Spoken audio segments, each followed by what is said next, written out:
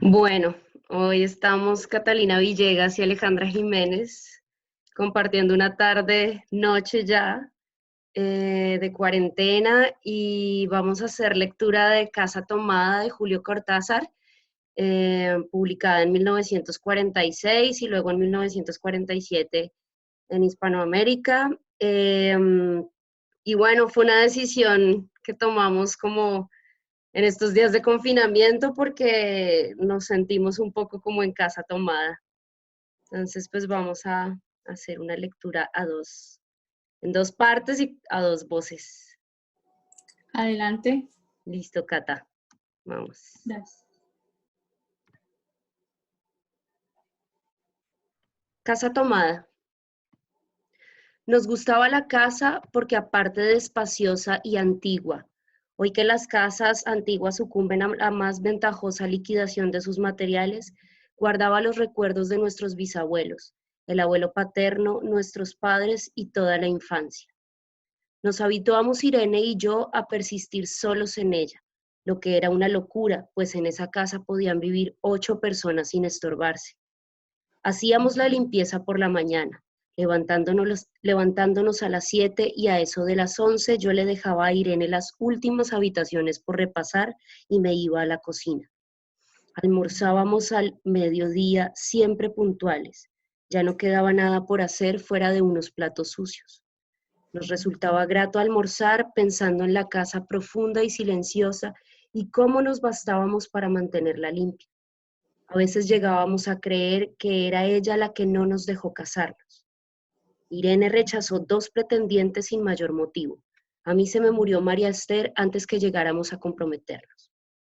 Entramos en los 40 años con la inexpresada idea de que el nuestro, simple y silencioso matrimonio de hermanos, era necesaria clausura de la genealogía asentada por nuestros bisabuelos en nuestra casa. Nos moríamos allí algún día. Vagos y esquivos primos se quedarían con la casa y la echarían al suelo para enriquecerse con el terreno y los ladrillos. O mejor, nosotros mismos la voltearíamos justicieramente antes de que fuese demasiado tarde. Irene era una chica nacida para no molestar a nadie. Aparte de su actividad matinal, se pasaba el resto del día tejiendo en el sofá de su dormitorio. No sé por qué tejía tanto. Yo creo que las mujeres tejen cuando han encontrado en esa labor el gran pretexto para no hacer nada. Irene no era así. Tejía cosas siempre necesarias. Tricotas para el invierno, medias para mí, mañanitas y chalecos para ella. A veces tejía un chaleco y después lo destejía en un momento porque algo no le agradaba. Era gracioso ver en la canastilla el montón de lana encrespada resistiéndose a perder su forma de algunas horas. Los sábados iba yo al centro a comprarle lana. Irene tenía fe en mi gusto, se complacía con los colores y nunca tuve que devolver madejas. Yo aprovechaba esas salidas para dar una vuelta por las librerías y preguntar vanamente si había novedades en literatura francesa. Desde 1939 no llegaba nada valioso a la Argentina. Pero es de la casa que me interesa hablar, de la casa y de Irene, porque yo no tengo importancia. Me pregunto qué hubiera hecho Irene sin el tejido.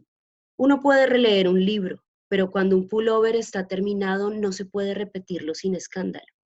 Un día encontré el cajón de abajo de la cómoda de alcanfor lleno de pañoletas blancas, verdes, lila. Estaban con naftalina apiladas como en una mercería. No tuve valor para preguntarle a Irene qué pensaba hacer con ellas. No necesitábamos ganarlos la vida. Todos los meses llegaba plata de los campos y el dinero aumentaba. Pero a Irene solamente la entretenía el tejido. Mostraba una destreza maravillosa y a mí se me iban las horas viéndole las manos como erizos plateados, agujas yendo y viniendo y 1 o 2 canastillas en el suelo donde se agitaban constantemente los ovillos. Era hermoso. ¿Cómo no acordarme de la distribución de la casa? El comedor, una sala con gobelinos, la biblioteca y 3 dormitorios grandes quedaban en la parte más retirada, la que mira hacia Rodríguez Peña. Solamente un pasillo con su maciza puerta de roble aislaba esa parte del ala delantera donde había un baño, la cocina, nuestros dormitorios y el living central, a la cual comunicaban los dormitorios y el pasillo. Se entraba a la casa por un zaguán con mayólica y la puerta cancel daba al living, de manera que uno entraba por el zaguán, abría la cancel y pasaba al living. Tenía las dos puertas de nuestros dormitorios y al frente el pasillo que conducía a la parte más retirada. Avanzando por el pasillo se franqueaba la puerta de roble y más allá empezaba el otro lado de la casa. O bien se podía girar a la izquierda justamente antes de la puerta y seguir por un pasillo más estrecho que llevaba a la cocina y el baño. Cuando la puerta estaba abierta, advertía uno que la casa era muy grande, si no, daba la impresión de un departamento de los que se edifican ahora, apenas para moverse. Irene y yo vivíamos siempre en esa parte de la casa. Casi nunca íbamos más allá de la puerta de roble, salvo para hacer la limpieza, pues es increíble cómo se junta la tierra en los muebles. Buenos Aires será una ciudad limpia, pero eso lo debe a sus habitantes y no a otra cosa. Hay demasiada tierra en el aire. Apenas sopla una ráfaga, se palpa el polvo en los mármoles de las consolas y entre los rombos de las carpetas de macramé. Da trabajo sacarlo bien con plumero, vuela y se suspende en el aire. Un momento después se deposita de nuevo en los muebles y los pianos. Lo recordaré siempre con claridad porque fue simple y sin circunstancias inútiles. Irene estaba tejiendo en su dormitorio. Eran las 8 de la noche y de repente se me ocurrió poner al fuego la pavita del mate. Fui por el pasillo hasta enfrentar la tornada puerta de roble y daba vuelta al codo que llegaba a la cocina, cuando escuché algo en el comedor o en la biblioteca. El sonido venía impreciso y sordo, como un volcarse de la silla sobre la alfombra o un ahogado susurro de conversación. También lo oí, al mismo tiempo o un segundo después, en el fondo del pasillo que traía desde aquellas pinzas hasta la puerta. Me tiré contra la pared antes de que fuera demasiado tarde. La cerré de golpe, apoyando el cuerpo felizmente. Felizmente la llave estaba puesta de nuestro lado y además corrí el gran cerrojo para más seguridad. Fui a la cocina, calenté la pavita y cuando estuve de vuelta con la bandeja del mate, le dije a Irene, tuve que cerrar la puerta del pasillo, han tomado parte del fondo. Dejó caer el tejido y me miró con sus graves ojos cansados. ¿Estás seguro? Asentí. Entonces, dijo recogiendo las agujas, tendremos que vivir en este lado. Yo cebaba el mate con mucho cuidado, pero ella tardó un rato en reanudar su labor. Me acuerdo que me tejía un chaleco gris. A mí me gustaba ese chaleco. Los primeros días nos pareció penoso porque ambos habíamos tejido en la parte tomada muchas cosas que queríamos. Mis libros de literatura francesa, por ejemplo, estaban todos en la biblioteca. Irene pensó en una botella de esperidina de muchos años. Con frecuencia, pero esto solamente sucedió los primeros días, cerrábamos algún cajón de las cómodas y nos mirábamos con tristeza. No está aquí. Y era una cosa más de todo lo que habíamos perdido al otro lado de la casa. Pero también tuvimos ventajas. La limpieza se simplificó tanto que aún levantándose tardísimo, a las 9:30, por ejemplo, no daban las 11 y ya estábamos de brazos cruzados. Irene se acostumbró a ir conmigo a la cocina y ayudarme a preparar el almuerzo. Lo pensamos bien y se decidió esto. Mientras yo preparaba el almuerzo, Irene cocinaría platos para comer fríos de noche. Nos alegramos porque siempre resultaba molesto tener que abandonar los dormitorios al atardecer y ponerse a cocinar. Ahora nos bastaba con la mesa en el dormitorio de Irene y las fuentes de comida a fiambre. Irene estaba contenta porque le quedaba más tiempo para tejer. Yo andaba un poco perdido a causa de los libros, pero por no afligir a mi hermana me puse a revisar la colección de estampillas de papá y eso me sirvió para matar el tiempo. Nos divertíamos mucho, cada uno en sus cosas, casi siempre reunidos en el dormitorio de Irene, que era más cómodo. A veces Irene decía, fíjate este punto que se me ha ocurrido, ¿No da un dibujo de trébol? Un rato después, era yo el que le ponía ante los ojos un cuadradito de papel para que viese el mérito de algún sello de Eupen y Malmedy. Estábamos bien y poco a poco empezábamos a no pensar. Se puede vivir sin pensar. Cuando Irene soñaba en alta voz, yo me desvelaba enseguida. Nunca pude habituarme a esa voz de estatua o papagayo, voz que viene de los sueños y no de la garganta. Irene decía que mis sueños consistían en grandes sacudones que a veces hacían caer el cobertor. Nuestros dormitorios tenían el living de por medio, pero de noche se escuchaba cualquier cosa en la casa. Nos oíamos respirar, toser, presentíamos el ademán que conduce a la llave del velador, los mutuos y frecuentes insomnios. Aparte de eso, todo estaba callado en la casa. De día eran los rumores domésticos, el roce metálico de las agujas de tejer, un crujido al pasar las hojas del álbum filatélico. La puerta de roble, creo haberlo dicho, era maciza. En la cocina y el baño, que quedaban tocando en la parte tomada, nos poníamos a hablar en voz más alta o Irene cantaba canciones de cuna. En una cocina hay demasiados ruidos de loza y vidrios para que otros sonidos irrumpan en ella. Muy pocas veces permitíamos allí el silencio, pero cuando tornábamos a los dormitorios y al living, entonces la casa se ponía callada y a media luz.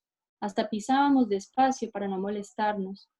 Yo creo que era por eso que de noche, cuando Irene empezaba a soñar en alta voz, me desvelaba enseguida. Es casi repetir lo mismo, salvo las consecuencias. De noche siento sed y antes de acostarnos, le dije a Irene que iba hasta la cocina a servirme un vaso de agua. Desde la puerta del dormitorio, ella tejía, oí ruido en la cocina, tal vez en la cocina, o tal vez en el baño, porque el codo del pasillo apagaba el sonido. A Irene le llamó la atención mi brusca manera de detenerme y vino a mi lado sin decir palabra. Nos quedamos escuchando los ruidos, notando claramente que eran de este lado de la puerta de roble, en la cocina y el baño, o en el pasillo mismo donde empezaba el codo casi al lado nuestro. No nos miramos siquiera. Apreté el brazo de Irene y la hice correr conmigo hasta la puerta cancel sin volvernos hacia atrás. Los ruidos se oían más fuerte pero siempre sordos, a espaldas nuestras. Cerré de un golpe la cancel y nos quedamos en el zaguán. Ahora no se oía nada. Han tomado esta parte, dijo Irene. El tejido le colgaba de las manos y las hebras iban hasta el cancel y se perdían debajo. Cuando vio que los ovillos habían quedado del otro lado, soltó el tejido sin mirarlo. ¿Tuviste tiempo de traer alguna cosa?, le pregunté inútilmente. No, nada. Estábamos con lo puesto. Me acordé de los 15,000 pesos en el armario de mi dormitorio. Ya era tarde ahora. Como me quedaba el reloj pulsera, vi que eran las 11 de la noche. Rodeé con mi brazo la cintura de Irene. Yo creo que ella estaba llorando. Y salimos así a la calle. Antes de alejarnos, tuve lástima. Cerré bien la puerta de entrada y tiré la llave a la alcantarilla. No fuese que a algún pobre diablo se le ocurriera robar y se metiera en la casa a esa hora y con la casa tomada. Fin. Pues este cuento a mí me gustaba muchísimo. Yo lo leí, creo que en la escuela, en primaria o en secundaria, no sé. Y desde eso, pues como que la imagen se me quedó muy, muy grabada, pues esa historia tan inverosímil y al mismo tiempo sencilla, pero buenísima, ¿cierto? Sí, sí, yo también lo leí, creo, en la secundaria, creo.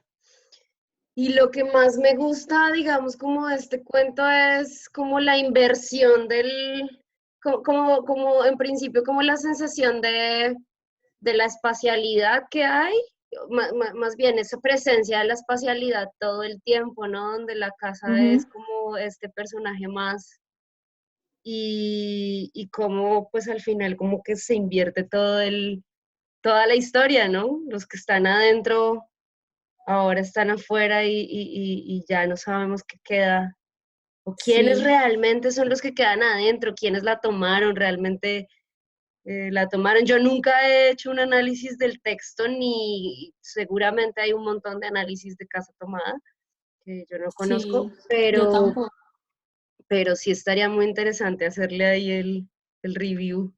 Sí, hagamos eso, hay que buscar a ver, porque yo tampoco, pues, he leído análisis, pero ahora que tú lo mencionabas con lo del confinamiento, pues sí se siente eso. Poco a poco la casa se va sintiendo más pequeña, así seamos nosotros mismos los que la hemos invadido, pues estamos confinados ahí y yo no sé cómo será pues cuando ya se acabe, porque pues se ha hecho como, o sea, se fusiona con nosotros, o sea, ya la casa se nos volvió tan cotidiana, ya creo que ya termino uno conociendo cada rincón, que pues va a ser muy extraño si regresáramos como a lo de antes. Y yo imagino que mucha gente pues debe estar sintiendo eso, las familias más grandes, la gente que vive pues con mucha más gente, uy, debe ser pues impresionante. Claro, y Entonces, sobre todo en términos pues como de las rutinas que se crean en la casa, ¿no? Los ires y venires, las maneras de habitar, de estar, ¿no? Que ahí pues hay claramente como un tejer, cocinar, ¿no? Que son como cosas que uno, o limpiar la casa, como cuando eso se te vuelve tan rutinario que ya en una hora terminas de hacer las cosas y así vuelve sí. otra vez el ciclo, ¿no? Como, Ujú. ¿para dónde más voy en esta casa a hacer exactamente lo mismo que hago todo el Además, tiempo? sí. Ujú. Me parece muy fuerte que una de las primeras partes que ellos pierdan de la casa es la biblioteca, porque pues en este confinamiento mucha gente dice, bueno, al menos tenemos nuestros libros, o pues o lo que cada uno tenga como entretenimiento y como fuente de placer y de distracción, y pues que no estén los libros y que el resto del tiempo se pase en una casa que cada vez es más pequeña y sin poder leer, uy, a mí eso me pareció que sí, es bastante fuerte. Pero lo toma con tanta calma que también es como una manera de darnos un mensaje como pues no pasa nada, no pasa nada, están juntos y ya, pues no, sí. Ujú. Y sí, y otra cosa que a mí me gusta mucho de, digamos, como de este texto es el acto, como que tiene mucha presencia de sonidos, o sea, como que todo el tiempo está haciendo referencia a lo que suena del otro lado, creo que es un Sí, texto que es muy sonoro, o sea, como que habla mucho del sonido todo el tiempo, como que nos cuenta mucho de el sonido metálico de la puerta. Allá hacían un ruido, en las cocinas hay ruidos que no permiten que, ¿no? Como que tiene una sí, presencia muy bonita o nos hace muy conscientes ujú, de esos otros sonidos. Ajá. sí, y eso a veces como que pasa mucho en las películas de suspenso porque no es tanto lo que ves, sino lo que no ves, lo que te imaginas y que lo ambientas con ruidos, con sonidos y que pues eso deja volar muchísimo más la imaginación, creo yo. Ujú. Y es cierto eso. Sí, sí, sí. Pues Pues fue muy bien. muy agradable y muy chévere que hayamos hecho esto. Me parece muy chévere tu iniciativa. Entonces, Eh, toca pues seguirla con otras lecturas, no sé, muy sí, bacano. yo te iba a proponer y hoy le estaba proponiendo también a Aurelio si nos echábamos el de Camerón, Uy, pues sí, claro. que nos echemos el texto ahí, miremos cómo, si de pronto hay algún cuento de preferencia o si los leemos, como que pensémonos a ver cómo lo hacemos. Ay, no, yo feliz. Pues voy Voy a a parar mirar aquí mi... voy a parar aquí la grabación Ujú, y cuadramos sí, logísticas. claro, sí. Listo.